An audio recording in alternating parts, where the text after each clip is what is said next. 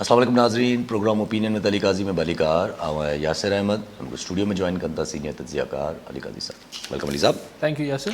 अली साहब, कल ख़बर न हुई अचानक सां, मतिलबु इहा त एक्सपेक्टेड हो त पेट्रोल वधंदो, पर इहो एक्सपेक्टेड न हो त केतिरो वधंदो।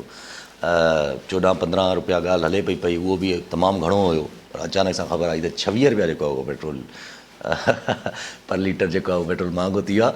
ऐं उनजो चवनि था पिया वरी गॾो गॾु इहे ख़बरूं बि हलनि थियूं त थी सघे थो 370 खे वञी टच करे हाणे 333 ते आहे।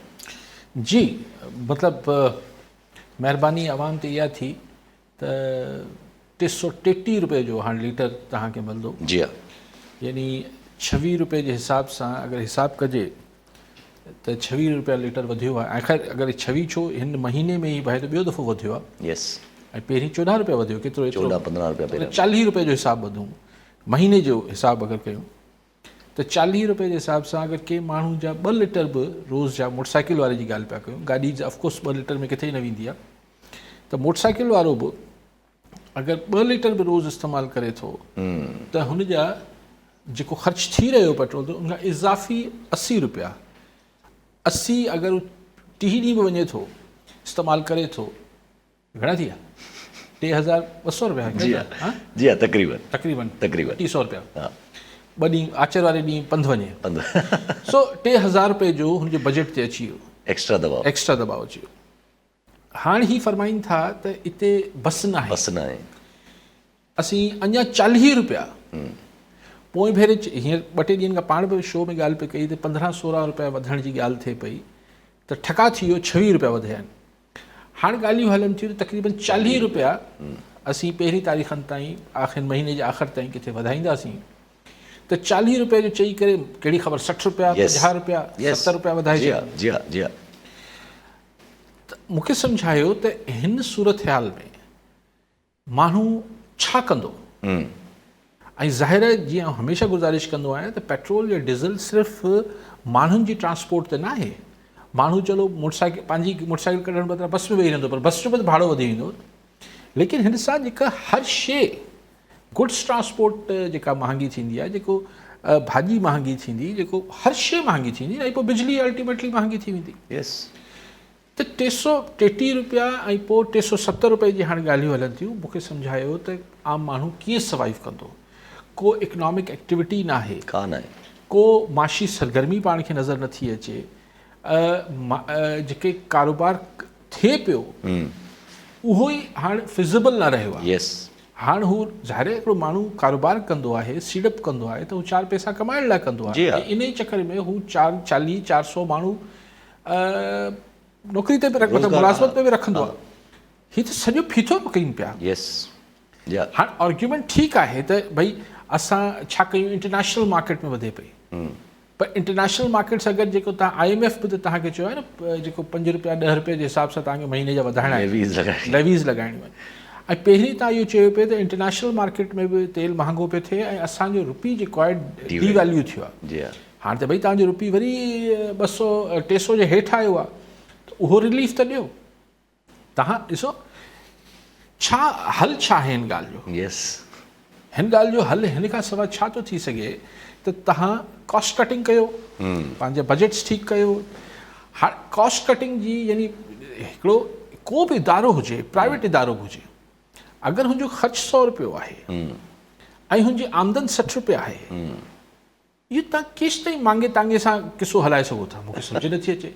असीं चवंदा न, असीं हिन 60 रुपए खे 100 रुपयो आमदन पाए, अच्छा उहो बि थींदे नज़र नथो अचे। तव्हांजो टैक्स नेट वधे थो, तव्हांजो जेको आहे को एक्सपोर्ट्स नथियूं वधनि, तव्हांजी का माशी सरगर्मी नथी। आख़िर तव्हां हीउ जेको 40 रुपए जो गैप आहे, इहो तव्हां कीअं पूरो कंदो? या त तव्हां आमदन वधायो या ख़र्च घटायो। असीं न ख़र्च घटाइण लाइ त बिल्कुलु ई तयारु न आहियूं, छाकाणि त ख़र्च जिथे घटि थियणा आहिनि उते त कंहिंमें ताक़त कोन्हे घटि करण जी। आमदन तव्हां कीअं वधाईंदो जॾहिं हेतिरी जेको एक्सपेंसिव महांगो थी वेंदो कारोबार करणु? त लोकल बिज़नेसमैन त कंदो कोन, बाक़ी हाणे लोकल बि न कंदो सर जी। ॿाहिरियां माण्हू अची हिते को सर्टेनिटी न आहे। हिते त हिन मुल्क में त असांखे इहा ख़बर न पई पए त ईंदड़ 2 महीननि खां पोइ थींदो छा। जंहिंसां ॻाल्हायो अॼुकल्ह ॿिनि टिनि माण्हुनि सां 2-3 ॾींहंनि में मुलाक़ातूं थियूं, जंहिंसां ॻाल्हायो चईं डिसंबर ताईं त ॾिसूं मुल्क जो मामिलो कीअं पियो ठहे। अड़े कॾहिं मुल्कनि लाइ इहा गुफ़्तगू थींदी आहे छा? ॾिसूं त इलेक्शन डिसंबर ताईं इलेक्शन कमीशन मतां तारीख़ ॾिए त पोइ मतां फेबरवरी में इलेक्शन थियनि त पोइ मतां जेको आहे हू हीअं थी वञे, पोइ मतां हीअं थी वञे। हाणे मतां जेको आहे अलाए छा थींदो, God nose what will happen. Uncertainty आहे। हिन अनसर्टनिटी में पॾेही सीड़पकार या लोकल सीड़पकार किथे ईंदा आहिनि। लेकिन आम माण्हू लाइ ॾाढी ॾुखी सूरत आहे। अच्छा, अगरि हिन सूरत हाल में ज़ाहिर कॉस्ट कटिंग जी जॾहिं ॻाल्हि अचे या कुझु बि अहिड़ी का ॻाल्हि अचे, ज़ाहिर नाउ इट्स ऑब्वियस कि हिकिड़ा वॾा ड्रास्टिक चेंजिस जी ज़रूरत आहे। ऐं जॾहिं ड्रास्टिक चेंजिस जी ॻाल्हि ईंदी आहे त पोइ या त उहे ॾंडे जे ज़ोर ते थी सघनि था या त उहे पॉपुलैरिटी जे ज़ोर ते थी सघनि था। हिन वक़्तु या मार्शल आर्ट हीअं कमु बसि पोइ ॻाल्हि ख़तमु करणो आहे। ॾिसो उहो बि त लॻियूं आहिनि न असां वटि। यस, कहिड़ो मसइलो हल थी वञे। जी हा, हुन में बि पंहिंजा मफ़ाद अची वेंदा आहिनि, हुन में बि अहिड़ियूं ॻाल्हियूं अची वेंदियूं आहिनि। अजीब हिकिड़ा क्विक फार्मूलाज़ आहिनि। हाणे उहो जेको मरी साहिबु आहे, जेको असांजो मादनियात जो वज़ीर आहे, जो माइंस एंड मिनरल्स, हिन जो वरी अॼु मूं बयानु पढ़ियो, चए थो त हीअ जेके कारूंझर खे असीं खोटींदासीं, हिन मां असांखे की जेके हिन जी मुखालफ़त कनि था उहे तरक़ी जा दुश्मन आहिनि। हाणे बाबा तूं आहीं केरु? मरी साहिबु तव्हां मोतबर माण्हू हूंदो, बिल्कुलु हूंदो। तव्हां हिते महिमान अदाकार आहियो सर। यस, तव्हां केयर टेकर आहियो। यस, नोबडी इलेक्शन तव्हां अहिड़ा परमानेंट डिसीजन असांजे कारूंझर खे तोड़ने की गालियूं कीअं था कयो? You don't have a mandate, zero mandate. Sir ji आप कौन हैं? जी हाँ, आप एक निगरान वजीर हैं, सिलेक्टेड, मतलब hand picked. Yes, hand picked. तव्हां कीअं फ़ैसिलो कंदो त कारूंझर खे सुभाणे तव्हां चओ त असीं जेको डैम ठाहे छॾींदासीं, ऐं जेको डैम जी मुखालफ़त कंदो, जो गवर्नर चए थो हुते पंजाब वारो ऐं हमज़ा शहबाज़ चए थो त कालाबाग न ठही, कालाबाग जी मुखालफ़त कंदड़ जेके मुल्क दुश्मन आहिनि। सर जी आप कौन है गवर्नर साहब? त हाणे ही हिकिड़ा हिकिड़ी जल्दी ते तेल वारी ॻाल्हि आहे। तव्हांखे हाणे सॼे मुल्क जी जेका आहे, पहिरीं चवंदा त थर जो कोल निकिरी ईंदो, सॼे मुल्क जी एनर्जी क्राइसिस ख़तमु थी वेंदो। बिजली तव्हांखे यादि आहे, ॿुधी कन पची पिया हुआ 2 प्लांट आहिनि, उहे बि पंहिंजे कोल जे मथां न आहे, उहे बि ॿाहिरि इम्पोर्टेड कोल ते आहिनि। न थर जो कोल कढनि था। यस, पर उहो ठीकु आहे। पोइ छा थी वियो थर कोल सां? कहिड़ो जेको आहे पाकिस्तान में चमन थी वियो, कहिड़ो जेको आहे सिंध गुल गुलज़ार थी वियो, कहिड़ो थर आबाद थी वियो। जी हा। त इहे ख़बरूं न कनि न। ऐं स्पेशली जेके जिन्हनि खे मैंडेट ई कोन्हे, उहो असांखे सेंसिटिव इशूज़ में, भाई आप कीअं था ॻाल्हायो ईअं? छा कजे? कॉलर नज़ार डॉक्टर काम्बू खान मरी कुंबू। जी मरी साहब, टंडो आदम मां। जी मरी साहब, छा चवणु चाहींदा? अस्सलाम वालेकुम। वालेकुम सलाम। जी मुंहिंजो क्वेश्चन हूंदो अली कारी साहब खां त ही मॉर्निंग खां वठी इवनिंग ताईं जेके बि टॉक शोज़ वग़ैरह मेन स्ट्रीम मीडिया ते हलनि था, उन्हनि में सिंधी चैनल्स बि आहिनि, उर्दू चैनल्स बि आहिनि, उन्हनि में जेको सवाइ सियासी माण्हू वियनि था उहे सियासी गुफ़्तगू कनि था। जेतोणीकि सियासी गुफ़्तगू करण सां जेके माण्हू आहिनि उन्हनि में पॉलिटिकल कॉन्शियसनेस त वधे थी, पर जेके हिन मुल्क जा स्ट्रक्चरल इशूज़ आहिनि, जंहिंमें वाटर क्राइसिस आहे ऐं पॉपुलेशन जो मैनेजमेंट आहे, फूड सिक्योरिटी आहे, या क्लाइमेट चेंज जो जेको एग्ज़िस्टेंशियल थ्रेट आहे हिन पूरे ख़िते खे, उन ते जेका का गुफ़्तगू संजीदा गुफ़्तगू थींदी नज़र नथी अचे। मुंहिंजो सुवाल इहो हूंदो त छा जेके पॉलिसी मेकर आहिनि उन्हनि जे प्रायोरिटी ते इशूज़ न आहिनि, या उहे ॼाणी वाणी करे इन्हनि जेके इशूज़ खे नताईंदा था रहनि? Thank U very much. ठीकु। डॉक्टर मरी साहब, आऊं कंहिंजी क़ाबिलियत ते कॉम्पिटेंस ते त छो क्वेश्चन कयां, लेकिन ॻाल्हि इहा त प्रायोरिटी वारी ॻाल्हि तव्हांजी ठीकु आहे, पर आऊं हिनखे हिकिड़े ॿिए तरीक़े सां बि चवां थो। अक्सर दोस्त चवनि था साईं सियासत सां पोइ असांजा त ही मसइला आहिनि, असांजा हू मसइला आहिनि, पर आऊं चवां थो तव्हांजा जेके बि मसइला आहिनि, इवन साईं माहौलियात जी, क्लाइमेटिक चेंज जी ऐं ॿियनि शयुनि जी, वाटर प्रिज़र्व करण जी, ही सभु तव्हांजी जेका मैनेजमेंट आहे, गवर्नेंस आहे, ही हुन सां जुड़ियल मामला आहिनि। मिसाल माहौलियाती गदलाइण न थिए, इहो छा हिकिड़े टॉक शो सां मसइलो हल थी सघे थो? नथो थी सघे। छा ही जेको करप्शन आहे, ही टॉक शो सां मसइलो हल थी सघे थो? छा जेको ही पाणी जी जेका आहे, ही जेको असां वटि इरिगेशन जो सिस्टम आहे, ही छा टॉक शो सां हल थी सघे थो? अगरि 4 सियासतदान वेही त बहस बि करे वठनि या 4 टेक्नोक्रेट्स करे वठनि। अगेन ही गवर्नेंस सां मैनेजमेंटल पॉलिसीज़ सां जेके गवर्नमेंट जी पॉलिसीज़ आहिनि उन सां हल थी सघे थो। गवर्नमेंट जा जेके अफेयर्स हुजनि था ऐं गवर्नमेंट जी जेका फॉर्मेशन थिए थी उहो थ्रू पॉलिटिकल प्रोसेस थिए थी अगरि डेमोक्रेसी आहे त। सो politics is mother of all negatives बि पॉजिटिव्स बि। सो पॉलिटिक्स खे जॾहिं डिस्कस करे वठिजे थो ऐं अगरि पॉलिटिकली सही डिसीशन मासिस ऐं वोटर्स वठनि था, अगरि हुन वटि अवेयरनेस हुजे थी, हू राइट चॉइस कनि था पंहिंजे रिप्रेज़ेंटेटिव्स जो, जिन्हनि वटि इहा अवेयरनेस ऐं जिन्हनि जी इहा प्रायोरिटी ते शयूं हुजनि थियूं त उहे पोइ सही फ़ैसिलो मिसाल तव्हांजी जेका सॼी ही फ्लड इरिगेशन आहे हिन जे छा ऑल्टरनेट्स थी सघनि था। तव्हांजी ही जेको सीपेजिस आहिनि, तव्हां वटि ही जेको सिम ऐं कलर वधे पियो, तव्हांजी ज़मीनूं ख़राबु थियनि पियूं, चाहे तव्हां वटि ही जेको फूड क्राइसिस जी सिचुएशन क्रिएट थिए थी त तव्हांजी एग्रीकल्चर लैंड खे जेको आहे कमर्शियल करे ऐं हाउसिंग स्कीमुनि ते दॿ जो दॿ लॻी पई आहे। तव्हां वटि सुभाणे जेको अगरि काश्त लाइ ज़मीन ई न बचंदी, काश्त लाइ ज़मीन ई न बचंदी त ऐं पॉपुलेशन जो तव्हांजो एॾो वॾो जेको हिकिड़ो रोज़ हिकिड़ो बम ठहे पियो, हिकिड़ो कंहिं ही वॾो धमाको आहे त 28 करोड़ त तव्हां वाता मञो था तव्हां थी विया आहियो ऐं हक़ीक़तनि तव्हां 30+ आहियो त 30 करोड़ माण्हुनि खे रुगो मानी खाराइण।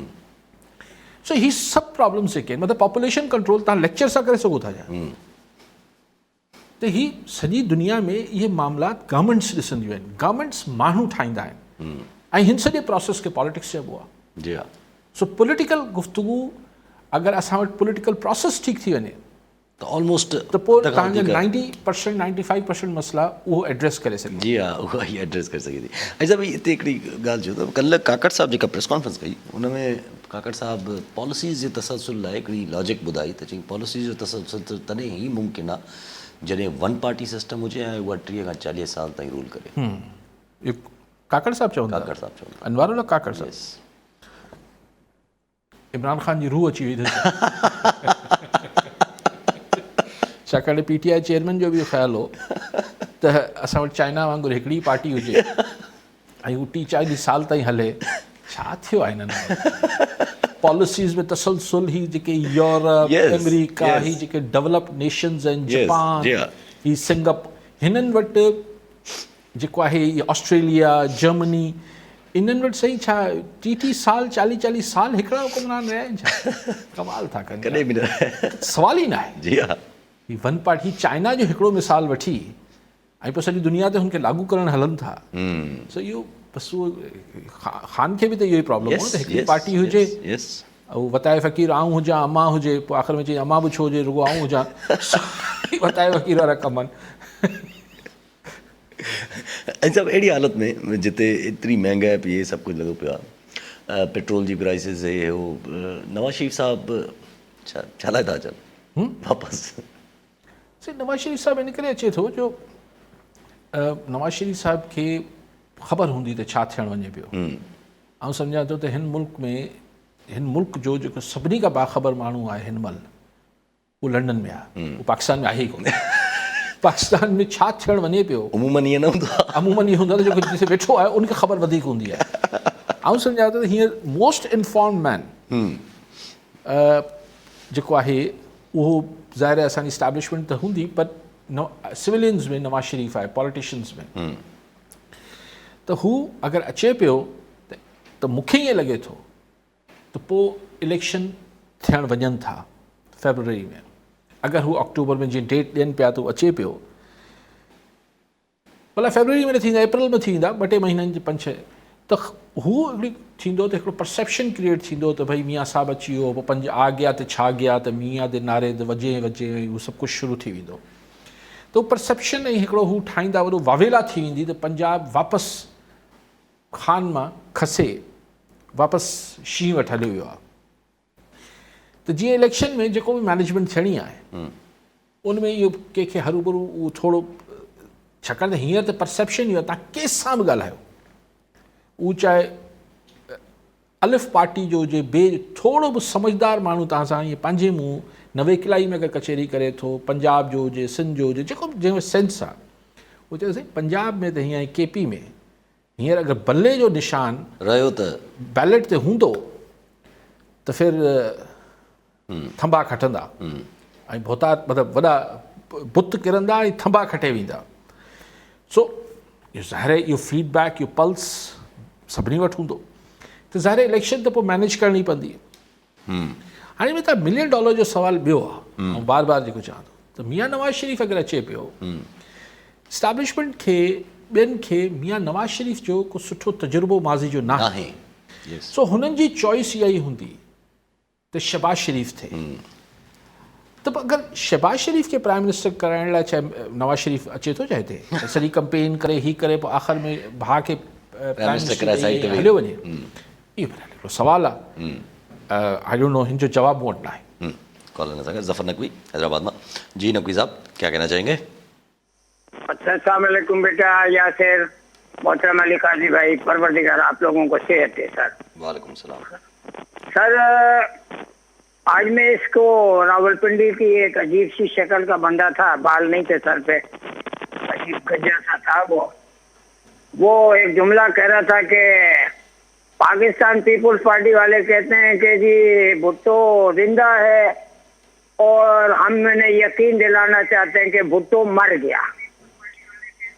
बड़े अफसोस की बात है काजी साहब, बड़ा अफसोस होता है मुझे कि पाकिस्तान पीपुल्स पार्टी का वो अजीम चेयरमैन जिसने अपनी जान फांसी के फंदे पे लटक गया, 2.25 महीने जेलें भुगती और सिर्फ ये कहा कि मैं तारीख में जिंदा रहना चाहता हूँ, चाहे मैं इनके हाथों मर जाऊं।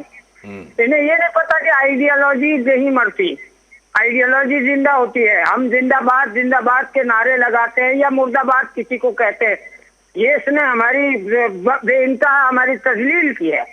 हमारे सिंध के लीडर को, जो एक अजीम लीडर है जिसने अपनी जान एक मकसद के लिए, जो लोगों के लिए, दुख होता है कि पाकिस्तान पीपुल्स पार्टी पे ये वक्त आ गया, चलो कभी मोहतरमा बेनजीर की तस्वीरें थी, कभी इनकी वालदा की वो की गई थी, ये एक तरह से मुर्दाबाद का नारा लगाया हनीफ अब्बासी ने।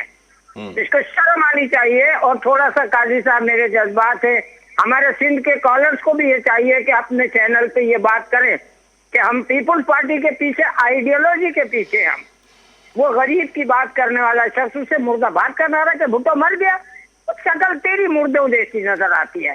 सॉरी सर, मैं जज्बात में न जाने क्या कह जाऊंगा, थोड़ा मेरी मदद कीजिए काजी साहब, उम्मीद है आप इसको थोड़ा सा समाप्त करेंगे। सो नहीं सकते, बहुत शुक्रिया सर।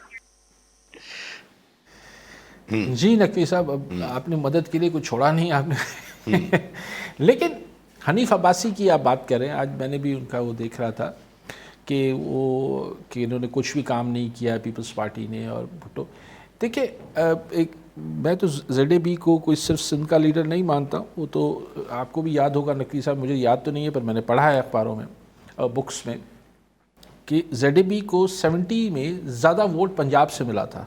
सिंध में तो अक्सरियत नहीं, 70 की दहाई में 2 सीटें कम थी सिंध असेंबली में, जो फिर सुमरो साहब और ओस्तो साहब शामिल हुए थे पीपल्स पार्टी में, तो ज़्यादा मेजॉरिटी जो ZAB को मिली थी वो पंजाब से मिली थी। तो वो पाकिस्तान का लीडर आप उसको कह सकते हैं, जो उस वक्त ईस्ट पाकिस्तान था, उस वक्त पूरा Pakistan, west Pakistan, east Pakistan, sorry हाँ सॉरी वेस्ट पाकिस्तान, मशरक़ी पाकिस्तान में तो वो थे। तो हनीफ अब्बासी की कोई लेवल है जिसमें बैठ के बात करें कि वो शेख रशीद से ही निपट ले तो काफ़ी है। यस जी हाँ, वो शेख रशीद का मैं समझता हूँ कि तो ZAB पर देखें, कोई इस तरह के लोग बात करते हैं तो उसकी उनकी तारीख़ में क्या अहमियत है उनकी, और उनकी पॉलिटिकल, मैं किसी भी पार्टी और किसी भी उसका वो नहीं हूँ, मैं मेरी अपने उसके बारे में ओपिनियंस हैं। और ZAB एक इंसान थे, वो कोई ऐसा नहीं है कि कोई वो गलती और उससे पाक थे, लेकिन इंसान थे और एक लेजेंड था, एक कदावर शख्सियत थी। लेकिन अब हनीफ अब्बासी बैठकर उस पर तनकीद करेगा तो बेचारे की क्या, उसकी क्या, उस पर सियासी अक्यूमन पर ही आदमी को हंसी आएगी कि तो भाई क्या। या हो सकता है अगर मैं बेनिफिट ऑफ डाउट दूं हनीफ अब्बासी को, या जो भी अब्बासी है बंदा, कि हो सकता है वो कहना चाह रहा हो कि उसके नाम, यानी उसकी आइडियोलॉजी को ही मार दिया है पीपल्स, क्योंकि तनकीद तो मौजूदा पीपल्स पार्टी पे कर रहा था। तो मुझे नहीं पता उसका क्या, मैं अगर मैं ऐसे ही उसको बेनिफिट ऑफ डाउट दूं, लेकिन अब کیوں میں بیٹھ کے حنیف عباسی پہ نقوی صاحب میں اور آپ جذباتی ہوں گے تو اور یہ آپ دیکھیں کہ یہ ہوگا.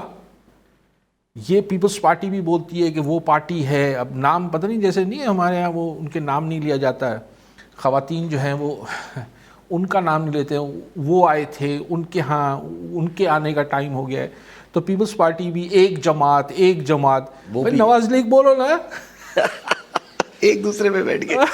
تو یہ ایک دوسرے پہ جو یہ نورا کشتی کر رہے ہیں ایک جماعت, بھائی ان کا کیا ہے یہ نام لے لو نواز, ایک اتحادی. وہ کبھی یا پیروں میں بیٹھتے ہیں یا مشکل میں ہوتے ہیں تو پیروں میں بیٹھ جاتے ہیں, نہیں تو گلے میں آ جاتے ہیں. تو بھائی نواز لیگ بولو نا. تو پیپلز پارٹی بھی شرما رہی ہے نواز لیگ کا نام لینے سے. میں کہہ رہا ہوں کوئی بات, یہ 1.5 سال آپ ساتھ بیٹھے ہوئے تھے, اس وقت تو کوئی بھی مسئلہ نہیں تھا. اور پھر اگر ضرورت پڑی تو انشاءاللہ پھر ساتھ بیٹھے ہوں گے. یہی ایم کیو ایم اور پیپلز پارٹی کا معاملہ ہے. تو آپ اس میں جذباتی نہ ہوا کریں. یہ تو مقصد ہی یہ ہوتا ہے کہ ایک دوسرے پر کیچڑ اچھالو, ایک دوسرے کو سخت اس طرح کے گفتگو کی جائے تاکہ اپنے اپنے کارڈرز اور اپنے اپنی جو سپورٹ ہے جذبہ پیدا ہو, ان میں جذبہ پیدا ہو. خبردار ہمارے لیڈر کو کچھ نہیں بولنا, خبردار یہ نہیں کرنا. مطلب یہ آپ میں سے لکھوا لیں کہ پھر جمہوریت کے عظیم تر مفاد میں یہ پھر peoples party, M Q M, Nawaz league, ساری پی ڈی ایم سب پھر کٹھے ہو کے حکومت بنا لیں گے اگر ضرورت پڑی.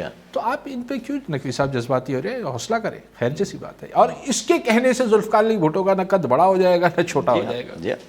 کالر الطاف حسین زورانی ڈوکریما. جی زورانی صاحب چاٹ منٹ چاہیے. جی سائیں السلام علیکم بابا. وعلیکم السلام. سوال ہے قاضی صاحب کھاں اهو عرض ہے اسانجو ت ہی جو روز روز تیل وڌائيندا رهن ٿا ت بھلا کچھ غریب ماण्هو کي کڏهن ریلیف ڏींदा یا آخر دنگ ٿींदो या न थींदो या ग़रीबनि खे ख़तम करण जो हिन जो प्रोग्राम आहे. इहो ई सवाल आहे सर. ठीकु साईं. नियाज़ हुसैन मस्तोई कराची मां. जी मस्तोई साहब छा चवणु चाहींदा? साईं यासिर साहब अस्सलाम वालेकुम. वालेकुम सलाम. साईं साहब सलाम. जी अर्ज़ु इहो त अञा महीनो बि न गुज़रियो आहे जीअं असांजो साईं हिकिड़ो तव्हांखे अर्ज़ु करे पियो त जेको आहे सो भुट्टे साहिब ते हमला करणु शुरू कया आहिनि हनीफ साहब. 6 महीना साल 5 साल 4 साल इमरान ख़ान खे हिननि अहिड़ो गीहे लिकाए हिननि जूं जायूं खुटाए छॾियूं त पीपल्स पार्टीअ जे हिननि जो नक मथे कयो. हाणे उहे माण्हू असांखे अञा 8 ॾींहं न गुज़रिया आहिनि, असांखे शहीद ज़ुल्फ़कार ते हमला था कनि. बिलावल त अञा परे रहियो, आसिफ परे रहियो. असां शहीद जा बचपनी में ज़ुल्फ़कार साहब जा बचपनी में शदाकोट जे शहर में जीप ते बि वेही ॾिठोसीं त कीअं ॾिठो. असां नंढड़ा हूंदा हुआसीं, असांजे पाड़े में मीर अलीजान ख़ान मंगसी वटि आयो, भुट्टो साहब जीप ते चढ़ी. काज़ी साहब खे ख़बर हूंदी, काज़ी साहब असां हिकिड़े इलाइक़े जा आहियूं. उते असां नंढड़ा ॿार हुयासीं. मीर असांखे सर चयो त पुट नारा हणो त जीअं भुट्टो त उते जंहिं त ॿाहिरि निकिता उतां कमां त साईं पुछियोसि त साईं तव्हां ॿियो केरु आहे त अंदरों स्विच बोर्ड ते नंढियूं पेटियूं लॻल हूंदियूं 52 जीप ते, उन में हिकु खपनि हिकु क़ुर पाक पियो भुट्टे साहिब जो. उहो असां अखियुनि सां नंढड़ा आहियूं ॾिठोसीं, जेको अञा असां पहिरियों दर्जो बि नथा पढ़ूं, जेको असां कोटू मोटू चौंक ताईं भुट्टे साहिब खे वठी आयासीं. जी जी साईं का सवाल छा आहे?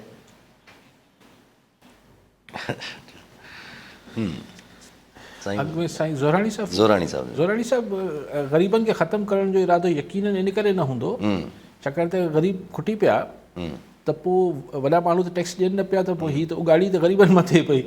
सो ग़रीबनि खे ख़तमु ख़्वाहिश इहा हूंदी त इहे रहनि ग़रीब ते, जीअं पेट्रोल ते हिन ते हुन ते टैक्स ॾींदा रहे. हाणे गैस बि वधाइण जी फरमाइश आहे, गैस बि वधी वेंदी, बिजली वधी वई आहे, अञा वधंदी, पेट्रोल अञा वधंदो.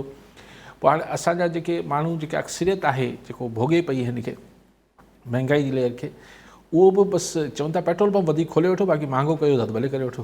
असां बि बर्दाश्त कयूं पिया. हाणे ॾिसूं, मां हमेशह चवंदो आहियां अलाए नक ते पाणी कॾहिं ईंदो आहे या असीं हेठि रखी दिकियूं रखी मथे चढ़ी वञूं था. छाकाणि त हिकु रिएक्शन उहो बिजली ते हिकिड़ो थोरो पाण खे नज़र आयो, बाक़ी त हाणे अॼु हेॾो सारो झटको आयो आहे. बाक़ी साईं जेके मस्तोई साहब हुआ, कराची साहब, उनको शायद किस्सो ॿुधायो. ॿुधाइनि पिया साईं? मूंखे ख़बर न आहे साईं. हाणे ज़ुल्फ़िकार अली भुट्टो जे टाइम ते सही हाणे मूंखे ख़बर न आहे तव्हांजे एज ग्रुप छा आहे. मूं साईं भुट्टो साहिब खे किताबनि में ऐं हुननि जे जेके कुलीग्स हुआ उन्हनि खां मूं उन्हनि खां ज़ुल्फ़िकार अली भुट्टो जी आउं नंढो हुउसि जेॾी महिल ही वॉज़ हैंग्ड त मूं कोन ईअं ज़ाती तरह भुट्टे साहिब करे को ॾिठो कोन्हे. साईं बस बेसिकली इहो ॻाल्हि पई अच्छा सूरत हाल ज़ाहिर आहे 26 रुपया पेट्रोल वधियो आहे ज़ाहिर आहे गैस बि वधंदी ज़ाहिर आहे गैस वधंदी बिजली वधंदी जीअं तव्हां चयो इहे सभु ॻाल्हियूं थियनि थियूं पियूं त नियत अञा बि सियासी आहे न पर हीउ छा चयो आहे जे काकड़ साहिबु त असांजो छा असीं ॾाढी मुल्क जी सूरत हाल ख़राबु आहे. पहिरियों दफ़ो निगराह वज़ीर आज़म खे पहिरियों दफ़ो सम्झ में आई आहे त मुल्क जी हालत नाज़ुक आहे बॉर्डर्स ते ॾाढी ऐं बॉर्डर्स ते ॾाढी सूरत हाल ख़राबु आहे पर असीं अलार्मिंग आहे त असीं बकौल काकड़ साहिब त असीं जेको आहे इहे बुनियादु बणाए अमन अमान जे इलेक्शन मुल्तवी न कंदासीं माना कुझु ॿियो बुनियादु बंदी पहिरीं ॾिसो न पहिरीं बुनियाद ते इलेक्शन मुल्तवी थियण जी थी आहे हल्का बंदी इहो त पीपल्स पार्टी नवाज़ लीग PDM वारा हिननि खे जवाज़ ठाहे ॾेई विया. हाणे हिन खां अॻिते मुर्सी हिननि खे पाण करणी आहे. अगरि फेबरवरी खां ॻाल्हि खे टिपाइणो आहे त उहो मुर्सी पोइ पंहिंजे हिसाब सां ऐं काकड़ साहिबु चयो त अमन अमान जी सूरत हाल खे असीं बहानो न बणाईंदासीं. मतिलबु कुझु थी सघे को नओं आइडिया अचे त कीअं हिन खे अॻिते कीअं टिपाइजे अगरि न कराइणा आहिनि. सिचुएशन पॉलिटिकल पार्टीज़ अॼु सभु वेही चवनि थियूं हो पेट्रोल छो वधाए छॾियो हीउ छो कयो हू छो कयो सभु पार्टियूं चवनि थियूं सभु पार्टियूं इक़्तिदार में हींअर अञा महीनो ॾेढ थियो अथनि निकितियूं आहिनि. ओॾी महिल न ख़र्च पिया घटाइनि न टैक्स पिया घटाइनि न कुझु पिया कनि. हाणे ज़ाहिर ॿिए खे चवणु त सवलो आहे न ॿिए खे चवणु सवलो आहे. सो हिकिड़ी टफ सिचुएशन में आहियूं. मूंखे सम्झ नथी अचे ऐं हिन में पाण तजुर्बा पिया कयूं हिन में पंहिंजी प्रायोरिटी आहे त परवेज़ इलाही खे गिरफ़्तार कहिड़े केस में कजे मिसाल वरी करे विया अथसि त मतिलबु इहा छा तरजीहात आहिनि हिन मुल्क में. ऐं काकड़ साहिबु चवनि था त असांजो मक़सदु इहो किथे मनसूबो न आहे त असीं चेयरमैन PTI खे सियासत खां रोकियूं. तव्हांजो मनसूबो हुजे न हुजे कमु त उहो ई थिए पियो. सो तव्हां जेके ॻाल्हि कई त पॉपुलर हिकु फोर्स मामलनि खे ठीकु करे सघे थी या ॾंडो ठीकु करे सघे थो. ॾिसो सिर्फ़ु ॾंडो कुझु नथो करे सघे इहो ग़लति सोच आहे जेसिताईं हुनखे सपोर्ट न आहे. पॉपुलर लीडरशिप जेका आहे उहो ई सख़्तु फ़ैसिला करे सघे थी ऐं हुनखे फबंदा आहिनि काफ़ी अरसो त फबंदा आहिनि. सिर्फ़ु ॾंडो जेको आहे उहो पोइ माण्हुनि में हिकिड़ी इश्तियाल ऐं हिकिड़ो रद्दमल पैदा कंदो आहे छाकाणि त ॾंडो जॾहिं हलंदो आहे त उहो पोइ हू पके सुके ॿिन्ही ते हलंदो आहे. पोइ उनजो ज़ाहिर आहे हाणे पोइ केतिरो नुक़सानु हाणे ॾिसो न ही जेके ट्रिकी सिचुएशन्स हुजनि थियूं या सर हाणे उहा त वॾी ॻाल्हि त ज़ाहिर इकॉनमी ऐं हू सभु शयूं आहिनि ऐं हुन ते वरी वधीक बहस आहे त छा जेको इकनॉमिक प्लान आहे उहो सही आहे न आहे उहो त अलॻि. ऐं नंढिड़ो मिसाल ॾियां हीअ अॼु मूं ॾिठो त घोटकी ऐं कंदकोट वारे पासे ते हू रेंजर्स फ्लैग मार्च कयो आहे. ठीकु आहे हाणे फ्लैग मार्च त ठीकु थी वियो ज़ाहिर सिर्फ़ु फ्लैग मार्च ताईं त ॻाल्हि न रहंदी पर हथ विझबा लड़कण मां वरी हिकिड़ो अॻुवा थियो आहे तस्दीक थी आहे. ठीकु आहे लड़काणे वरी अॻुवा थी वियो. सो ज़ाहिर आहे लेकिन छा हाणे रेंजर्स हुते मुस्तक़िल डिप्लॉयड रहंदी ऐं इहो छा फ्लैग मार्च जो त मतिलबु हूंदो आहे न त भई हटो बचो. ॻाल्हि इहा आहे त सिर्फ़ु ॾका पखेड़े ऐं भॼाए छॾिणो आहे. असीं मतिलबु हे एतिरा कहिड़ा धाड़ियल आहिनि जेके असीं उहो ख़तमु नथा करे सघूं इहो सुवालु आहे. ऐं पोइ छा थींदो आहे त हिन में कुझु हादसा थियण जो इम्कानु थी वेंदो आहे. एग्ज़ैक्टली अॼु MQM वारा मिलिया बाकर साहिब सां मक़बूल बाकर साहिब सां. अच्छा कॉलर वठी वठूं पहुचूं था आमिर अली कराची मां. जी आमिर साहिबु छा चवणु चाहींदा. Thank U very much Yasir. जीअं असांजे कुझु दोस्तनि ऑलरेडी ॻाल्हायो त हाणे मुल्क में त कंप्लीट इकॉनमिक छा चइजे डिसऑर्डर या कियोस आहे ऐं माण्हू आम आवाम त दे आर ह्यूजली सफरिंग. पर हुन सां गॾोगॾु तव्हांजा कुझु कॉलर्स हींअर they will keep talking about the good things which ZAB has done. त उन्हनि खे बुनियादु बनाए हिकु दफ़ो वरी हिकिड़ो इमोशनल एनवायरमेंट सिंध में क्रिएट करण जी कोशिशि पई कई वञे शायदि पर जीअं साईं काज़ी साहिब जिन अलीअ चयो त ZAB जी जेका फिलोसफी या जेको बि हुननि जो तरीक़ेकार हो उहो त हाणे नो मोर रेलेवेंट नाउ ऐं last 15 years that governance which we are the people of Sindh has suffered उनखे उन पुराणे तरीक़ेकार खे बुनियाद बनाए जस्टिफाई त नथो करे सघे इन हवाले सां साईं जिन छा चवंदा या we have to remain emotional and go for the same strategy या साॻे तरीक़े सां वरी माण्हुनि खे इमोशनली करे बेवकूफ़ बनायो वञे थैंक यू वेरी मच ठीकु आहे मिर्ज़ा माण्हुनि जी चॉइस आहे पर आउं त हुनखे रैशनलाइज़ ईअं थो करे सघां त ही कल्ह बि गॾु हुआ ही सभु पॉलिटिकल पार्टीज़ आहिनि इहे सुभाणे वरी गॾु थी वेंदियूं पोइ हीउ भुटो बि अज़ीम थी वेंदो ऐं भुटो विसरी बि वेंदो नेशनल असेंबली में शहबाज शरीफ साहब बाक़ाइदा कुझु टाइम पहिरियां भुट्टो साहब जी तारीफ़ूं कयूं जेको मौलाना फज़ल रहमान साहब दुआ कराई ZAB जो स्ट्रेचर हिकिड़ो ॿियो स्ट्रेचर हो हीअ हिकिड़े मीडियोकर ऐं बिलो मीडियोकर क़िस्म जा माण्हू हाणे गुफ़्तगू हुन ते कनि था हुन ते छा ॻाल्हाइजे लेकिन बहरहाल इमोशनल कयो वञे थो हाणे तव्हां ॾिसजो ॼाण MKM ऐं पीपल्स पार्टी कीअं हिक ॿिए जे साम्हूं अचनि था त उहो त थींदो आहे न इट्स पॉलिटिक्स ऐं पोइ सभिनी ॿिन्ही खे ख़बर हूंदी आहे धुरियुनि खे त नथिंग पर्सनल इहो त वोट बैंक मज़बूत करण जी कोशिशि थिए थी न त उहो हाणे हुन ते माण्हू अगरि जज़्बाती थियनि था आमिर साहिब या नथा थियनि only God can help them लेकिन इशू आहे गवर्नेंस पर आउं इहे सम्झां थो त जेका ईंदड़ इलेक्शन आहे हिन में अगरि इलेक्शन थिए थी उहो पाण खे नज़र अची वेंदो थोरे अरसे में त जॾहिं बि थिया इलेक्शन त सिंध में हाणे जेको आहे 95% घटि में घटि आउं सेफली चई सघां थो त मैनेजमेंट जी पॉलिटिक्स आहे मैनेजमेंट जो वोट आहे त मां केतिरो सुठो मैनेज करे वियुसि मूं वटि वसाइल ऐं ॿिया मामलात केतिरा आहिनि मुंहिंजी केतिरी उथी वेठी आहे मुंहिंजो कीअं मामला आहिनि मुंहिंजा राज केतिरा आहिनि मुंहिंजो अलिफ़ केतिरो आहे मुंहिंजो बे केतिरो आहे त ॿई धुरियूं जेके हींअर ताईं एटलीस्ट साम्हूं आहिनि उन में चाहे पीपल्स पार्टी हुजे चाहे ही GDA ऐं हीउ जेको इतिहाद ठहे पियो JUI आहे GDI SUP आहे थी सघे थो नवाज़ लीग बि छाकाणि त नवाज़ लीग लाइ कोशिशि थी सिंध में त हुनखे मतिलबु माण्हू हुनखे जॉइन करे वठनि पर नवाज़ शरीफ़ ते हाणे सिंध जे माण्हुनि खे नवाज़ लीग ते उहो मतिलबु ट्रस्ट डेफिसिट आहे त सफ़ा ईअं हथु कढी छॾे थो जो त पोइ माण्हू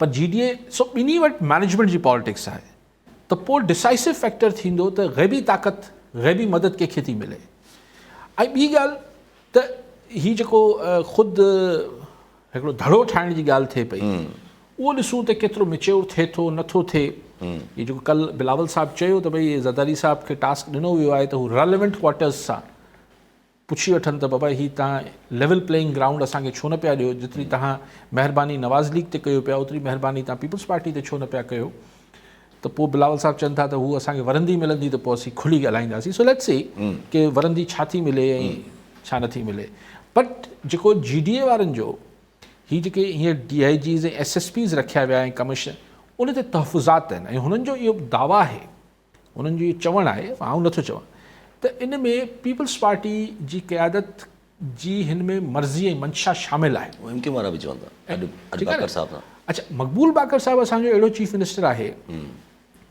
जेको अॼु ताईं त प्रेस कॉन्फ्रेंस बि न करे सघियो आहे उहो कंहिं साम्हूं अचे ई कोन थो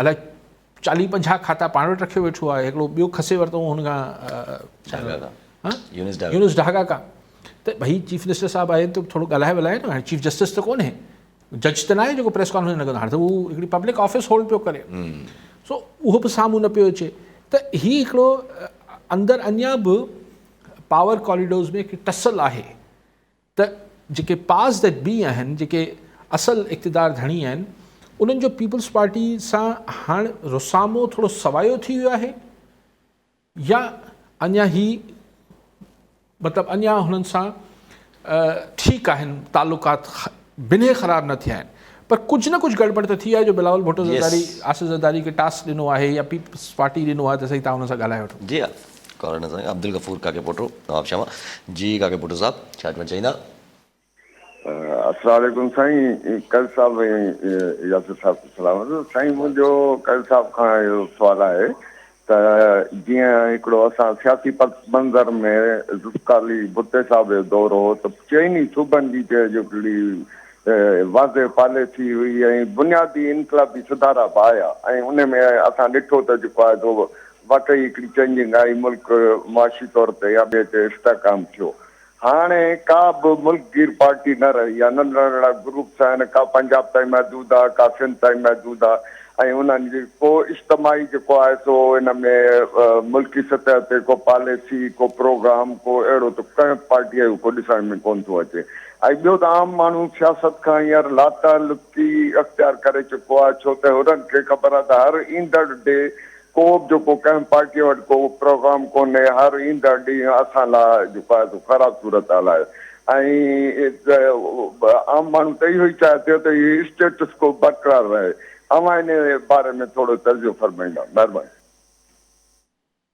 कहिड़ी ॻाल्हि ते काकूड़ सां आऊं तव्हां सॼी ॻाल्हि पाण करे वियो त तव्हांजो ख़्यालु आहे त को पॉलिटिकल नेशनल लेवल, ॾिसो ॻाल्हि इहा आहे त नेशनल ही मूंखे इहो बि सोच सम्झ में नथी अचे सभिनी सूबनि में छो खटे, त सभिनी सूबनि में छो खटे। ऐं जॾहिं स्पेशली प्रोविंशियल ऑटोनॉमी कुझु न कुझु आहे त ज़ाहिर सिंध जा मसइला त सिंध जा माण्हू सम्झी सघनि था, सिंध जा पॉलिटिकल अगरि हल करणा हुजनि। पंजाब आहे कि त ठीकु आहे, हिकिड़ी फेडरल गवर्नमेंट बि छो ज़रूरी आहे त असां वटि ज़ंजीर हुजे, मतिलबु ज़ंजीर त उहा ई ठही वञे थी, ऐं अगरि सूबनि सां वफ़ाक़ ज़्यादती न करे त इशू छा आहे।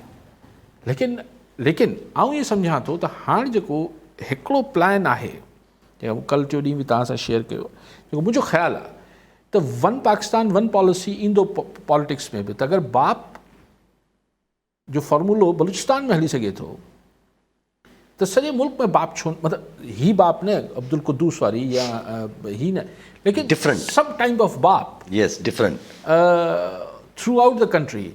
ऐं उहा सिर्फ़ु नवाज़ लीग या पीपल्स पार्टी या PTI छो हुजे, नंढा नंढा बाप हुजनि, चाचा मामा बाप मामू भतीजा, मतिलबु ईअं बि त थी सघे थो न।